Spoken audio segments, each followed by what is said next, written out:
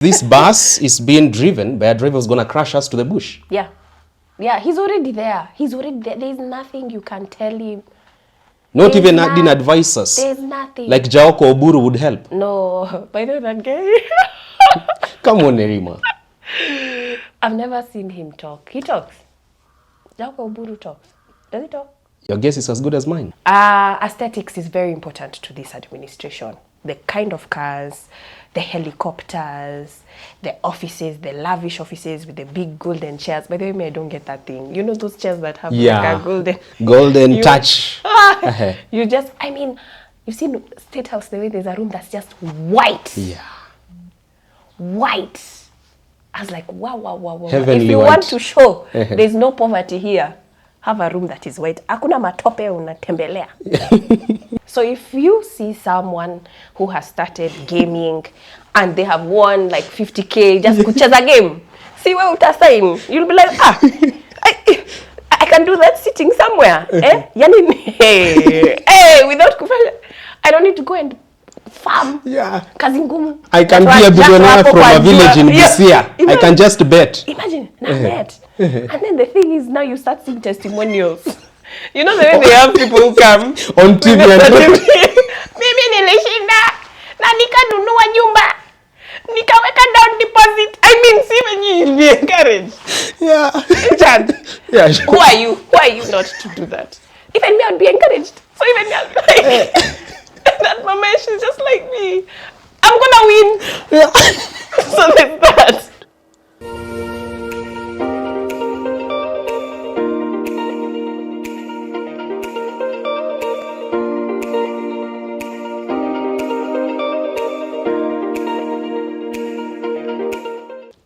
Great to have you on Richard Mwenja exclusive. The month is April, the overload 2025. We continue bringing home conversations that are shaping Kenya's political and governance landscape. And today's edition is coming at a time when Siasa Place is celebrating 10 years of amazing work in the front of politics and governance.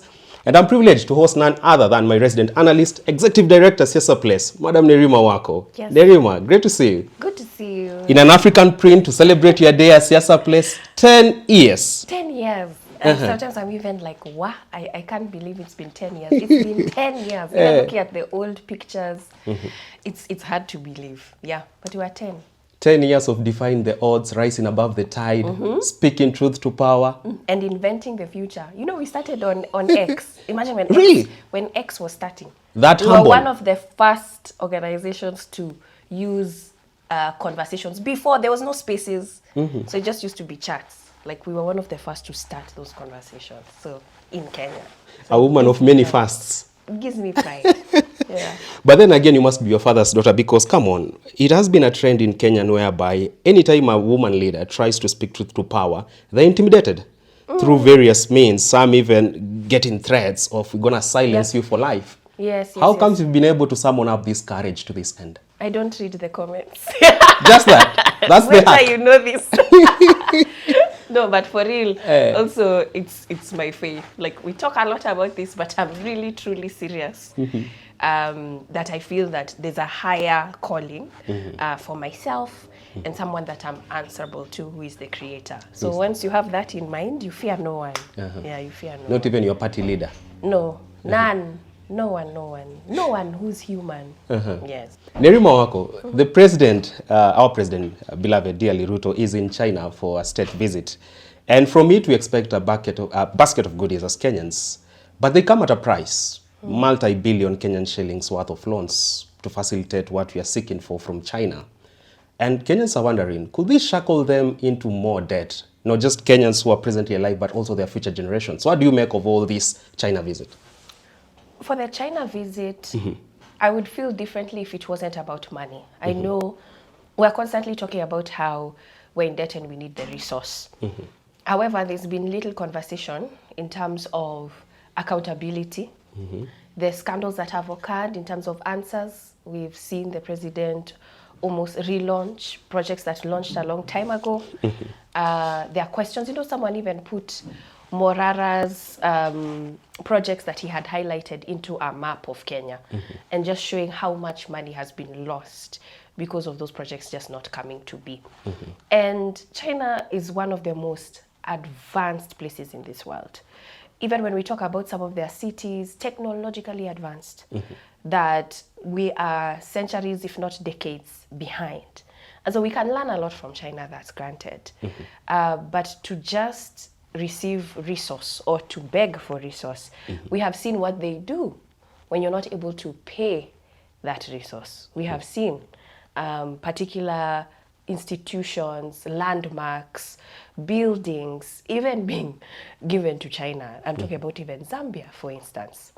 And that's a worry, because we're talking about heritage, belonging, and even there's something called debt forgiveness, by the way. When countries are not able to meet, to pay, there's supposed to be a forgiveness, a window, even with creditors. Moratorium. Yes, we know this. But then for China, no, it's different. You must pay. We will find another way for you to pay, but you must pay. There's no mercy. Nothing to do with them being bigger brothers, the good Samaritans in town? Nothing. First of all, even when you look at the values of China itself, even the people themselves, how hard they work, even just from their factory settings. They do not waste any time. Like that sense of, as Africans, we can be quite lax. We are a very warm culture. And even when you see the way China was built on the backs of its people, they had a very strict, even timelines of, we must all bear the brunt of the progress of this country. And even children were involved in that promise. So you're talking about a country that has that sort of principle of hard work, where people would not sleep because they have to make sure they have to meet a deadline. We are not the same people. We are not the same people. In fact, for us, if we had a boss who said you have missed the deadline, hautatoka kazi, you'll be like, that man ni mbaya sana. Kwani yeye akwaje kwani? He's a bitter boss. Hatuwezi pumzika kwani yeye ni nini? Kwani ni hewa? We have a very different culture. And so imagine, that sort of culture merging with ours. Merging with ours, where they're saying, you've made these promises, we meet our promises.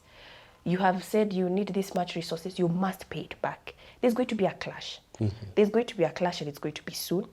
But I've also seen Senator Okiya Mtata talking about going, and he withdrew his 2015 case. And he still stands firm that Kenya has no debt. According to him, we should have paid all this debt. It's the scandals that people need to be held accountable. And he said that he's going to he's going to lodge another case with more evidence. So that's also going to be interesting to see. To justify Kenya's borrowing spree in China, President Ruto has made a correlation talking of Kenya being shoulder and head above its neighbors, saying Tanzania and Uganda among the least developed countries, as Kenya were the economic hub of East Africa. Would you say even that statement itself is positioning Kenya in bad light when you're talking about diplomatic outlook, much as you're looking for these funds you are trying to convince China? The thing that, even in that speech, is the localization of issues, okay? So we're looking at things globally, yet we live in a day and age where everything is local feeding into the global. So we need our neighbors. We need them, whether he likes it or not.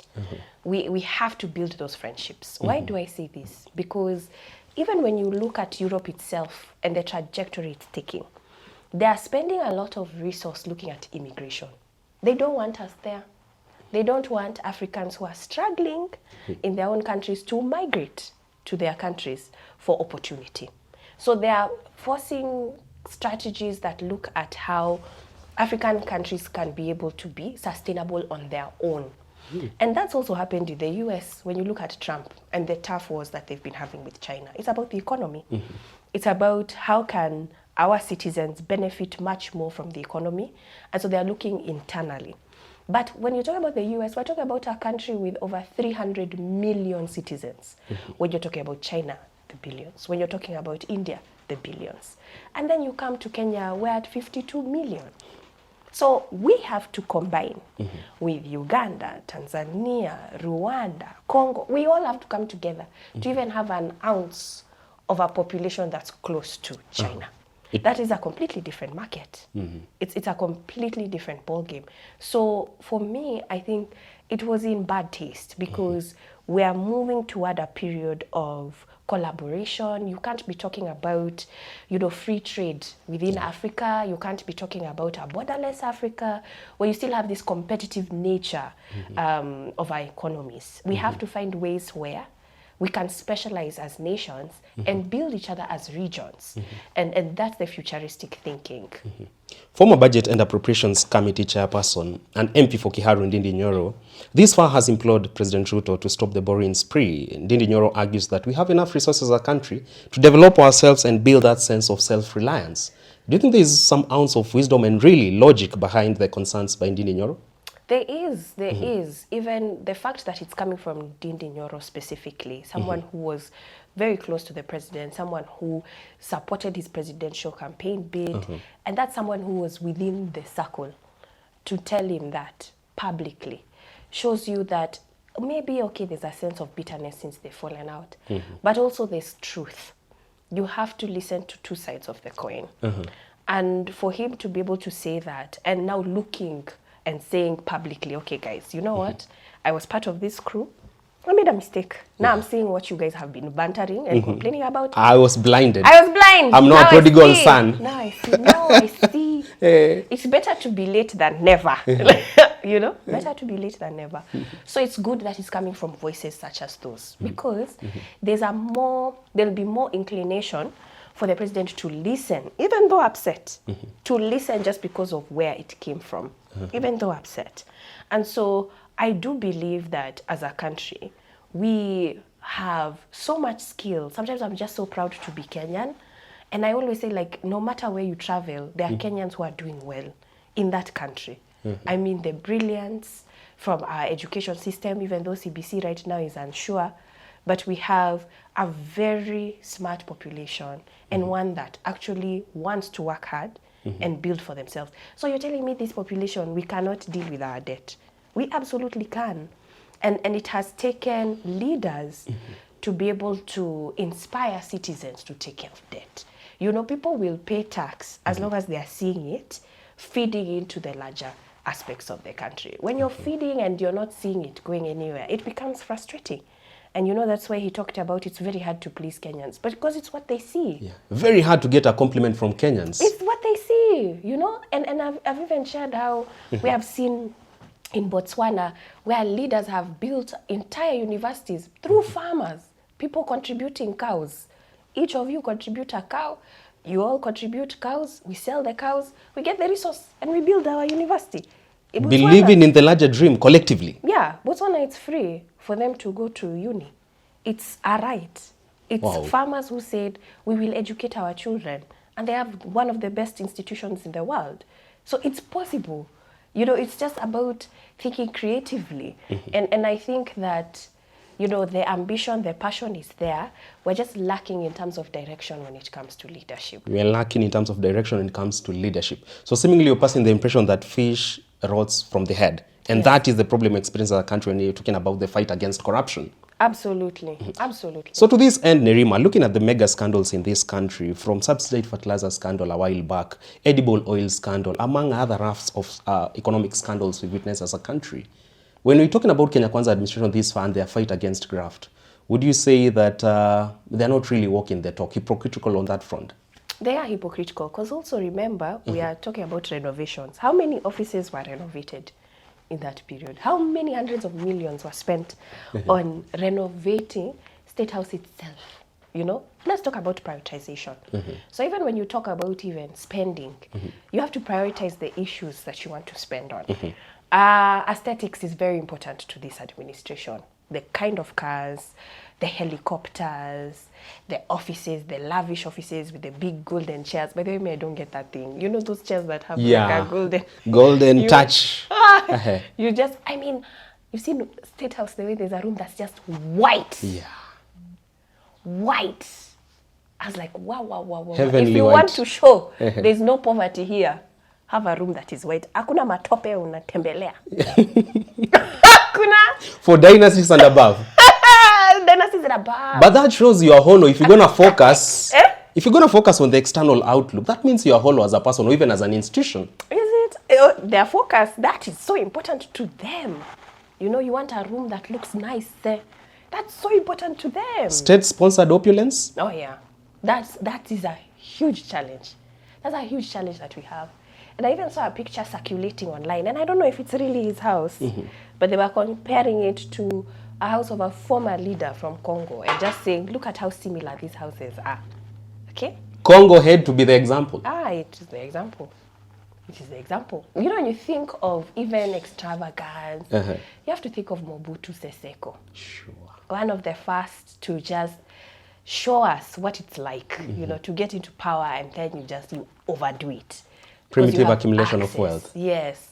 From the mansions to the cars to the fur to the leather. Even I hear used to have actual leopards and tigers in some of his mansions. Some of them were so big, you don't even know someone is living there. It's just like from one wing to the next wing. He had like his own conservatory. Yes. Misplaced priorities for our leaders. Yeah. But now, when you go to those mansions, how do they look now? They're shattered. They don't exist. They're just plants. They're dead. So all that energy and time on physical things that will end up being left here when you're gone.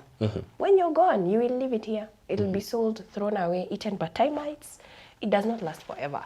And that's the disconnect. We don't see how this administration puts a lot into the people. We have seen presidents who refuse cars, who refuse an entourage, who refuse a salary, who say, if you're going to, be in my government, all of you have one car.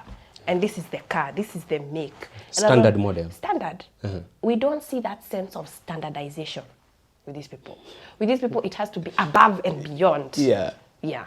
So this one, Nerima Wako, when it comes to the fight against graft, for the Kenya Kwanza administration, would you say, yes, it's pragmatic, but to the extent of stealing, or let me call it corruption?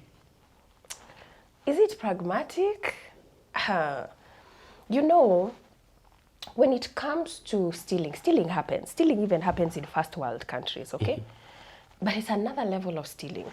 It's lobbying for businesses. You have, super PACs. You'll have pharmaceutical companies sponsoring a presidential candidate because they want to make sure that their product is the one that's shelved in hospitals, for instance.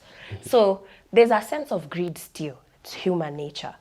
But then when it comes to stealing where people don't have access to basic needs, that's a different kind of stealing. When dialysis machines have been donated and they're sitting somewhere unused, untouched, and someone has died because they don't have access to a dialysis machine, that is a different kind of stealing. We have people dying every day in this country not realizing it's due to corruption. There are people who, honestly, even access to the most basic things, at a Panadol in some public clinics doesn't exist. Living under $1 a day? Yeah, it doesn't exist.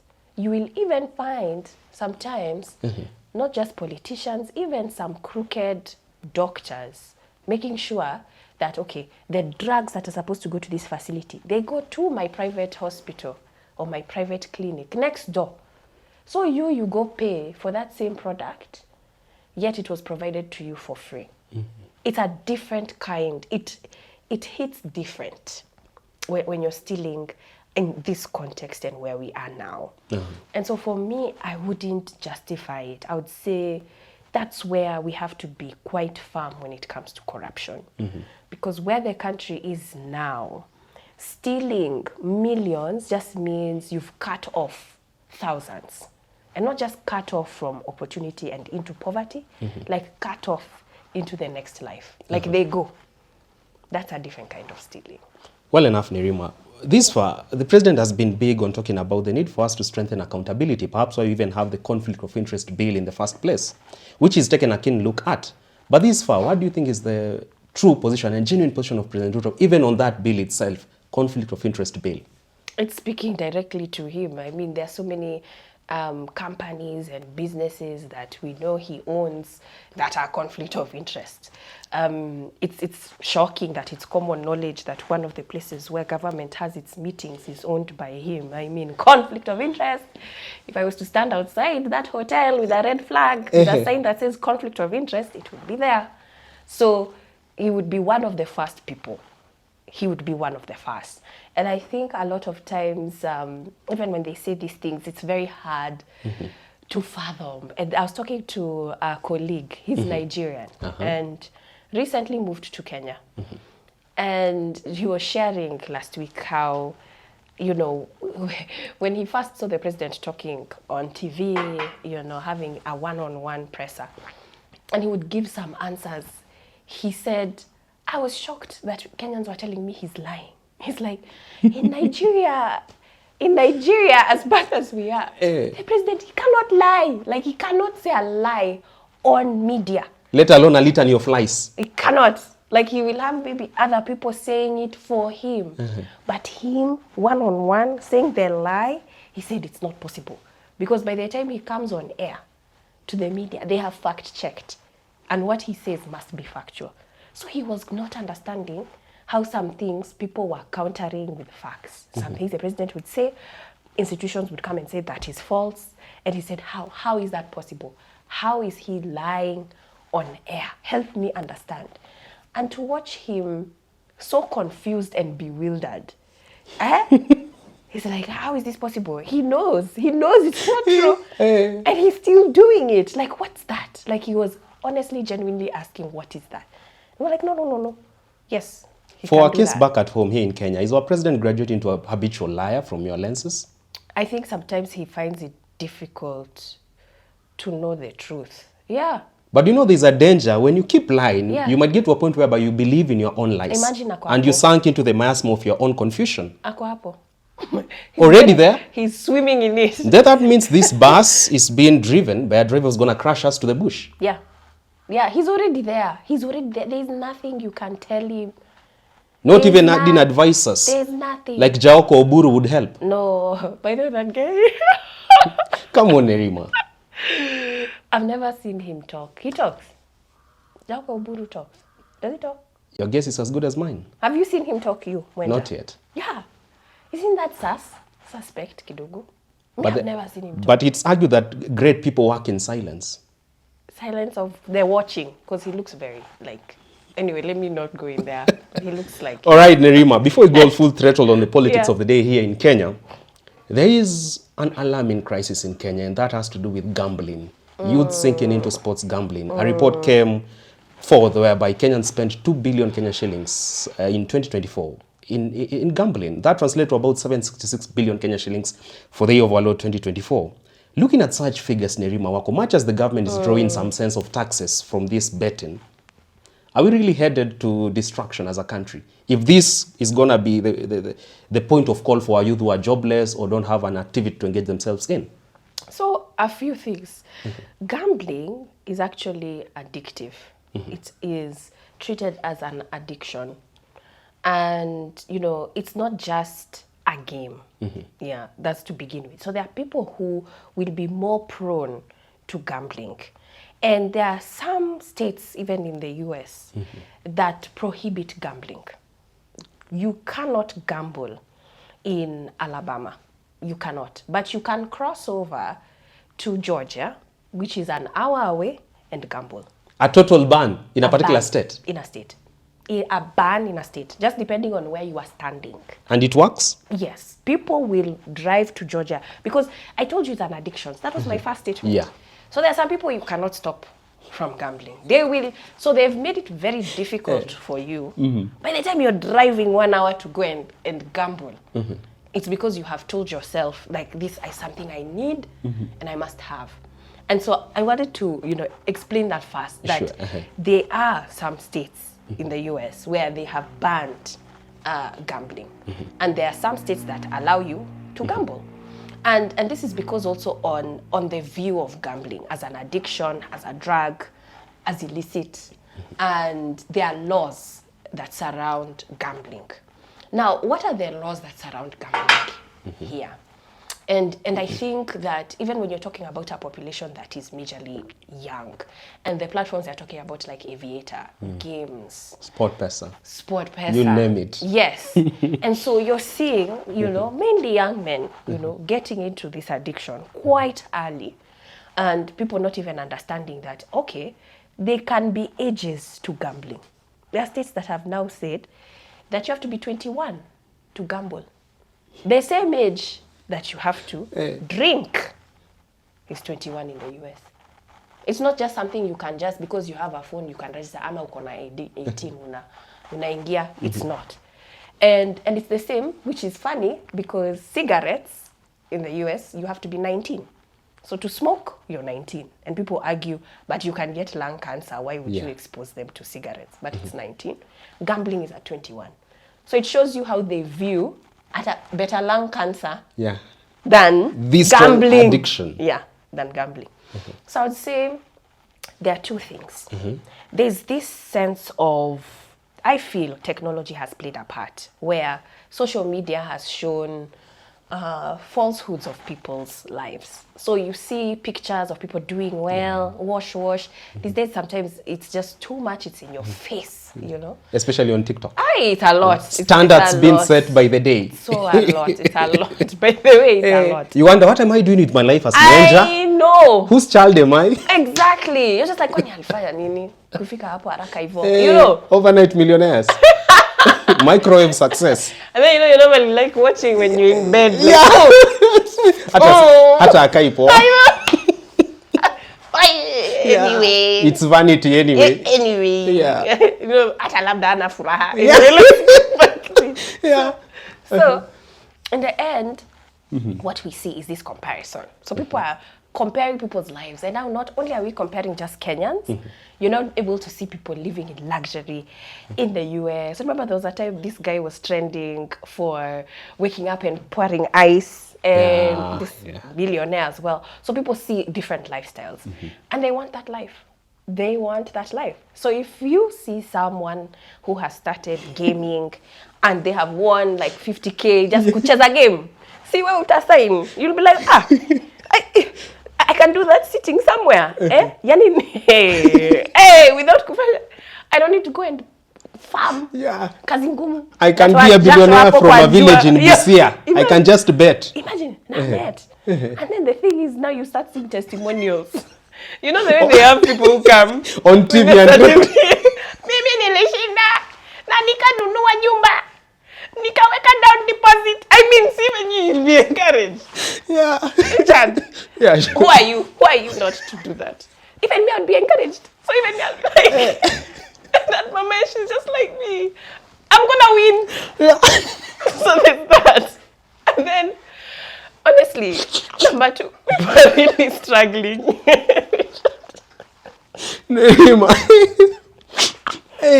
No, it's a motivator. It's a motivator. Let me tell you, as we like to be influenced, Influencers, man, they make a living, They come, they sell you a product. We believe, we buy. We buy that product. So it's addictive. And then you have someone who is influencing you as well. And then number 3, I mean, people just want something different for themselves. Imagine you've seen your parents working so hard for 30, 40 years. Na bado mnaishi kwa hao wenye ulikuwa, when you were growing up. You're not seeing that progress in life. And they always tell you, get an education, work hard. You can build something for yourself. And you're not seeing it. So you're just like, you know what? This can be my one opportunity to get out. And I think, especially young men, it's like a getaway. It's an escape. Yani, you just want to escape the stress, the depression, because there's high levels of depression, and just the negative energies that are around you. People are also struggling. You just feel like this is one place I can have fun. I can have, it's a dopamine. I can have a rush. I could win. And oftentimes it's born out of the deep desire to change my home, to change my parents' life. Imagine. Not knowing you are going into greater danger. All right, Nerima, great that you've brought that up. But this far, even when it comes to attempts by the president to create some sense of hope and to give our youth something to believe in for their greater good in the fullness of time, Do you think he's ever been to establish such avenues, say through even the housing scheme that he talks about, our youths are going to be employed there, labor migration industry through Alfred Mutua? Has it worked this far? So far, I'm yet to see it work. I think, you know, there's just confusion. I wish that it was clear. Like, we're seeing housing going up. We're seeing land being fenced off. And then, you know, there was the initial conversation of how do you get a house? You know, is it a lottery? Do people sign up? Do you register? There just needs to be an order and clarity on that. And I think that once we know how, you know, open, transparent processes of doing it. I know now this is in education. I know members of parliament who distribute, even when it comes to the bursaries, openly in the public. They are like, these are the children in our community who have finished, they need to go to another level of secondary, who are the ones who need help. And the community actually says, you know, this household has 5 children, so it's more difficult to be able to pay for this one. Maybe they get a larger share. And they're involved. So I think where the turnaround can be with this administration is the involvement of the public. People just want to be involved, the clarity of the process, and the transparency of it. And once those 3 things happen, then we can hold them accountable. But when everything is done in an opaque manner, then you're going to see stories of people who are in government who own particular buildings and houses, and some of them, I'm sure, will own blocks. And it's not going to go to the Kenyan who needs it. A robust public participation framework should be our weapon of choice Yes. going forth. Yes. Just so to address our growth dreams as a country. Yes. All right, Nerima, let's now go full throttle on the politics of the day here in Kenya and how that is panning out. To this end, we have seen lieutenants within ODM party, case in point, Siaya Governor Orengo, SG Edwin Sifuna, among a few others, really being at odds with their party leader Raila Odinga in what they term that they do not believe in ODM's position today when it comes to the arrangement of the broad-based government. Would you say that we are seeing a case of politicians rising above political lines and now realizing I have to speak for the masses, I have to defy even party politics to do the job that got me here in the first place? They are not speaking for the masses out of just sheer will. They have been forced to. I think they have realized that there was supposed to be some sense of a mellow down after the MOU or handshake, whatever you want to call it. But they are seeing that the Kenyan people are still stuck at, we're unhappy, we're frustrated, and we do not approve. And so they have seen that, hey, if we do not leave this corner, we are going to be stuck on this corner by ourselves. So I think they have been forced to bring back the very issues that the youth went to the streets for. They have been forced to do that. But we are going to see a lot of breakups. This is just the beginning. Mwenja, this is the beginning. We are going to be seeing this every day. We will see fallout every day. See, we saw Gloria Woba talking about she is not part of the same party. You know? We've seen. We will see so many of them. Many of them. Mark my words. The divorce papers are underway? We will see divorce papers. They will fall left, right, center. We'll even get tired. We'll get tired. Many. And I'm pretty sure we're going to start seeing resignations. I've already started seeing people being like, hey, nimekaa hapa 6 months. I'm not seeing any changes. We're going to start seeing resignations. So there's a lot of frustrations we're seeing in the political leadership. A lot of it is coming from the public. I think they were assuming Kenyans would be Kenyans as usual and we would have short-term memory and we would move on and keep the peace. But they have realized that it is false. Kenyans are just like, we do not want any of this nonsense, and we remain on that. We remain on that hill. So an association with the Kenya Kwanza administration for any political leader who envisions re-election in 2027 or even to eye for a particular seat come that election, that already is a dent on your end, an association with Kenya Kwanza? Yes. They are really going to struggle. To be honest with you, I don't even see how they will recoup.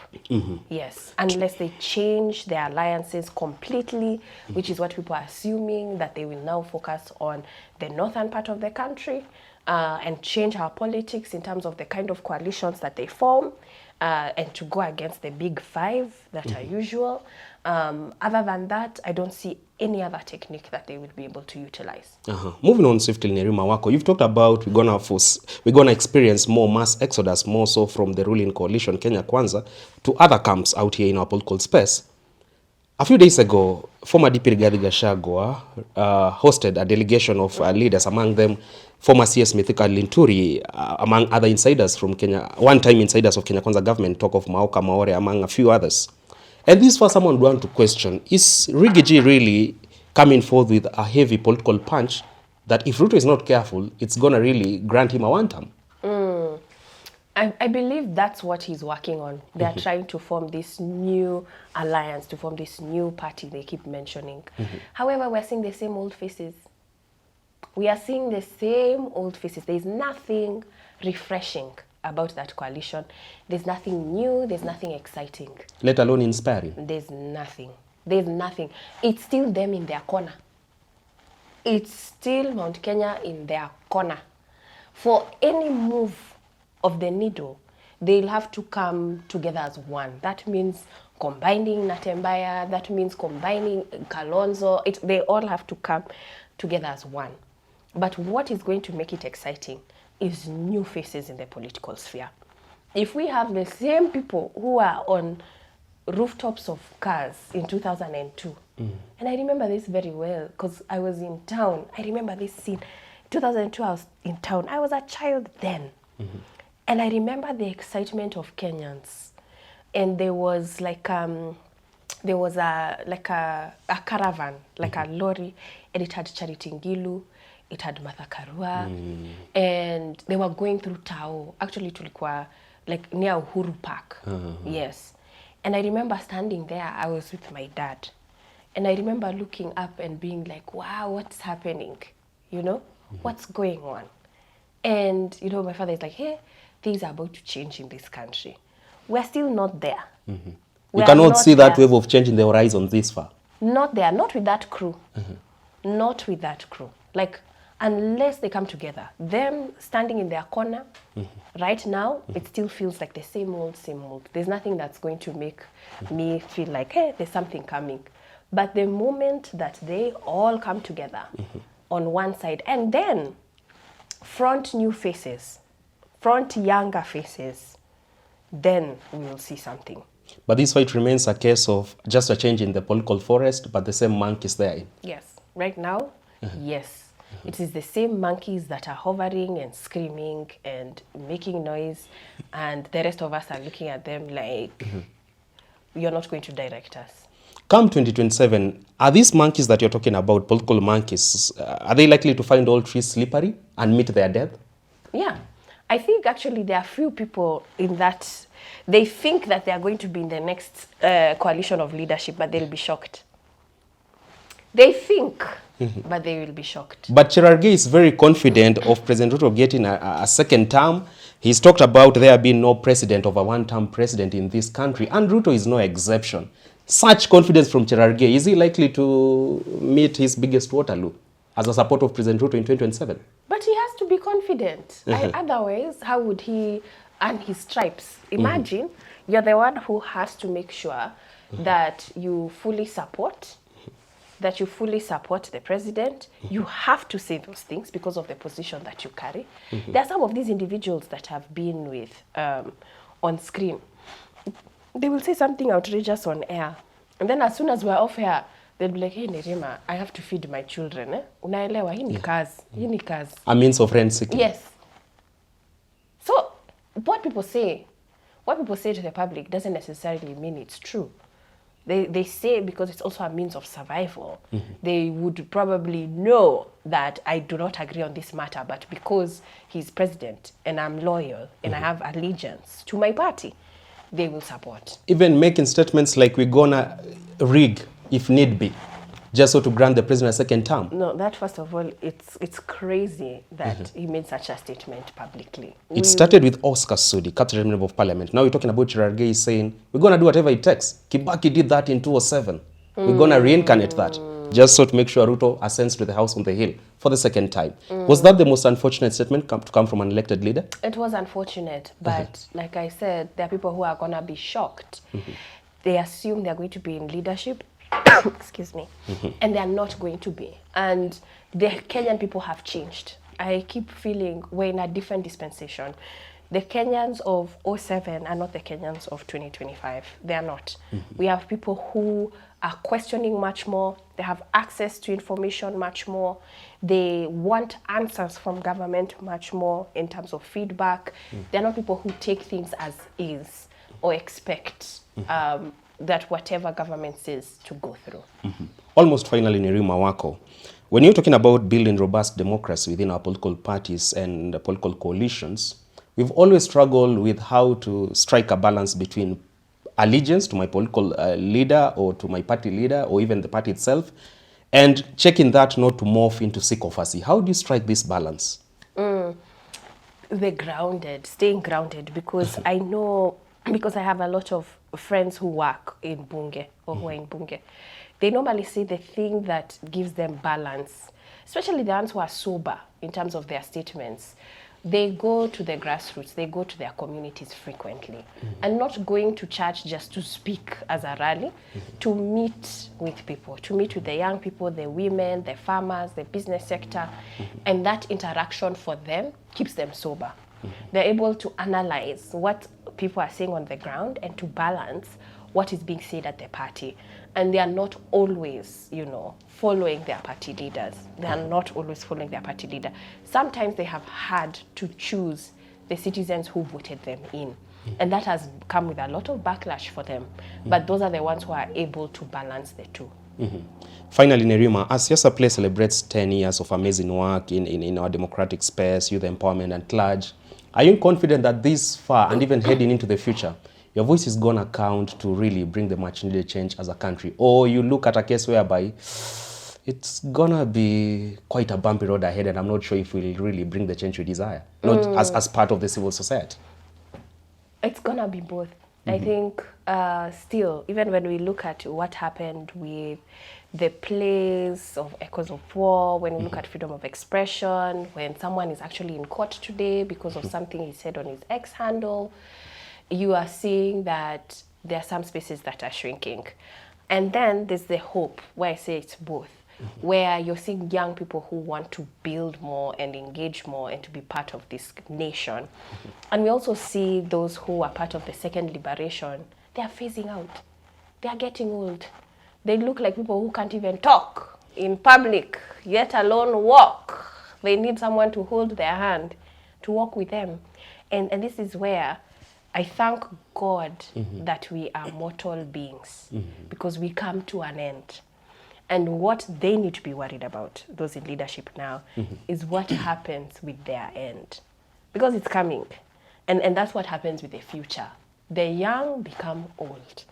And there's going to be a transition. So it's either they are part of the transition, they support the transition, they search for people that they can protege, or they can just be a stumbling block. Just like the mafia, they will be kicked out by the younger generation. So those are the two options they will have. And they need to decide. Because once you get to 70s and above, and my board director calls them sectagenarians and octogenarians. That's what we have. That's what we have leading our political parties. Really? Yes. All right. A while back, actually during our last edition here with you talked about Kenya being this pond, having alligators and fellow crocodiles therein, and that the chief alligator is sick. And it's already contaminating the water around there. This far, do you think the alligator is already receiving antidotes that's going to help it heal fast enough? No. His statement in China just shows you that he's still very sick. Like the people who, these are people that, even when you talk about Tanzania, for instance, and Uganda, imagine these are the people who stood up for him. And I say this because that's his protection. The fact that we had activists, Maria, almost being abducted from here. Yeah. Okay? We had Besigye being abducted from here. Those are people who, for that to happen, there was agreements and phone calls and partnership. So those are people who he already has a close relationship with. Scratch my back, I scratch your back. So now he's insulting these same people. I think, actually, he's the one who's cutting his own lifeline. That's what he's doing by saying things like that. The architect of his own downfall? Yeah, because for him to have a more of an iron fist, especially on civil rights, on civil society, on human rights defenders, on activists, because these are both activists, on activists, he wants to do the same thing here. The neighbors who are doing that with their own citizens, they are the ones who should be able to teach him to do that. So now when he's cutting that relationship, he'll have no friends. All right, there you have it from Executive Director, Siasa Place, Madam Nerima Wako Ojiwa. She's our resident analyst here on the program this far, talking about the need for us to herald new fortunes for Kenyans as political leaders and also as Kenyans at large to really believe in the collective dream we should have as a country. Nerima Wako, thank you so much for slating time for our program. Thank you. And even on the day whereby things are thick for you because you're celebrating 10 years of amazing work at Siasa Place. Yes. Come on, this one, Nerima Wako, I believe you are a true credit to humanity, you and your organization. Thank you. And I'm really proud of you. Thank you. And we all are as a company here and our friends out here. Thank you, Richard. Do not dampen your spirit. We believe in you, right? Yeah, thank you. And probably you should now seek the presidential tickets at some point. Oh, wow. Amen. Will people vote for someone in the Mohawk? Come on. Okay. It's the brains that counts. Didn't you say so? Yeah. You know Kenyans, well, they can be something else. But I would like to lead. I would like to lead. But Kenya has to be ready for that kind of leadership because it's a different leadership. We will not be doing things the same. Yeah. Are you excited of the next chapter that awaits you and your organization? I'm very excited because we had predicted social media and democracy and participation. The next 10 years, we're predicting a new phase. There will be a new phase of leadership. There are a lot of young people at the grassroots level who are going to stand and buy, and many will be voted in. There is something in the atmosphere. So I think we're going to enter a new Kenya just from the leadership itself. And so it's going to be exciting. I'm excited. Yeah. All right. We really pray that God be exceedingly gracious to you and providential to you and Siasa Place. So until we get to do this again with Nerima Wako Ojiwa, certainly after 2 weeks, because I need to head home and enjoy my village stay. Do enjoy the rest of your view. Nerima, have a good day, right? Thank you so much. All right.